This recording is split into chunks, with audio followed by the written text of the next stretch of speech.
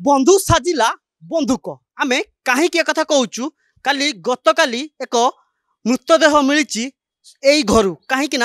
मद को जहाँ आम सूचना पाइलु मद मद पीवा को नहीं घटी बचसा आउ बचसार उग्र रूप एत नेला कि पत्थर छेची छेची मारे पछाइलानी बंधु आमे से सीधा सड़क दृश्य देखू जो पत्थर सी छेची छेची मारी आउ काली जिते बड़े दुई बंधुक भितर एक पार्टी स्टार्ट होता आउ पार्टी रे मद मद कथा को नहीं बचसा स्टार्ट होता आउ मद पीवा कथा को नहीं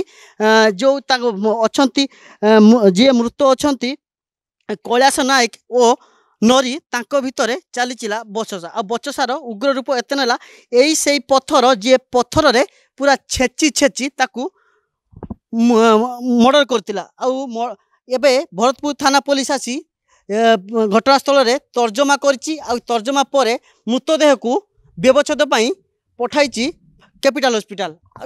से गोटे बड़ कथा होछि सामान्य मद को नहीं एमिति बचसा हवा आउ बचसार उग्र रूप एमिति नबा साधारण भाव जमती कि सामान्य मद को नहीं मृत्यु मर्डर करवा बड़ कथा आउ देखे जहाँ आम सूचना देलु कि ये दुई जन मध्य विभिन्न थाना रे आंकना रे एकाधिक मामला रही आउ एमाने बहुत चोरी केस रे लिप्त थिले सीधा सड़क देखे भी ये हूँ से गाड़ी जो गाड़ी रे काली गत काली मद आसीला आउ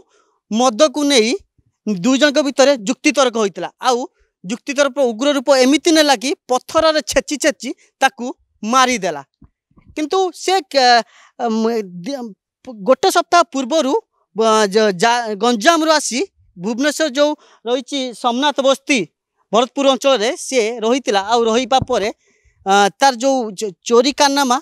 बढ़ेबा को लगी आउ यही बाइक रे गत काली मद आसीला आउ मद कथा मद को भाग बंटा को नहीं से माने ताकू मारी आउ एबे भरतपुर थाना पुलिस आसी सब व्यवच्छेद पाई कैपिटल थाना कैपिटल हॉस्पिटल पठाई आउ तर्जमा करछि किंतु खाली मद को नहीं एमिति मृत्यु होईछि ना आउ किछि आ पछरे घटना रही ताहा परवर्ती मुहूर्त जना पड़िबो किंतु जेतेबेले थाना पुलिस आसी पहुँचीला रक्ताक्त अवस्था रे मृत हो जाइतिला आउ घटनास्थल रे जो नरी रही चंपट मारतिला आउ ए मद ए मृत्यु पछर कारण कौन आग को तर्जमा पर जना पड़िबो। भुवनेश्वर कैमरा पर्सन देवाशीष हरेकृष्ण गिरी प्रतिदिन टीवी।